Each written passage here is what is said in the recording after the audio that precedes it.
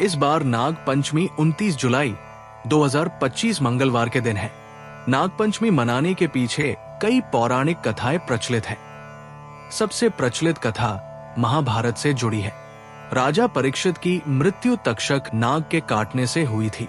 उनके पुत्र राजा जन्मेजय ने इसका बदला लेने के लिए एक विशाल सर्प यज्ञ का आयोजन किया, जिसमें सभी नाग जलने लगे।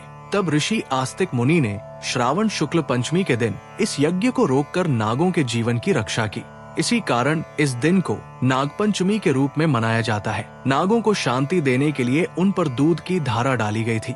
तभी से नागों को दूध पिलाने की परंपरा शुरू हुई। एक और कथा के अनुसार भगवान कृष्ण ने यमुना नदी में रहने वाले विषैले कालिया नाग का अहंकार तोड़ा और उसे पराजित किया। उन्होंने कालिया को वृंदावन के लोगों को नुकसान न पहुंचाने का वचन दिलवाया। ये दिन बुराई पर अच्छाई की जीत का प्रतीक भी माना जाता है। कुछ क्षेत्रों में एक छोटी बहू की कहानी भी सुनाई जाती है, जिसने अपने नाग भाई के रूप में एक सांप की रक्षा की थी। उस सांप ने बाद में उसे और उसके परिवार को कई संकटों से बचाया। नागपंचमी क्यों मनाते हैं? मानसून के मौसम में सांप बिलों से बाहर आ जाते हैं, जिससे सर्पदंश का खतरा बढ़ जाता है। नागपंचमी पर नागों की पूजा करने से सर्पदंश के भय से मुक्ति मिलती है और सुरक्षा का आशीर्वाद मिलता है। ज्योतिष में माना जाता है कि नागपंचमी के दिन नाग देवता की पूजा करने से कुंडली में मौजूद कालसर्प दोष के नकारात्मक प्रभावों को कम किया जा सकता है। महिलाएं अपने भाइयों और परिवार की सुख समृद्धि,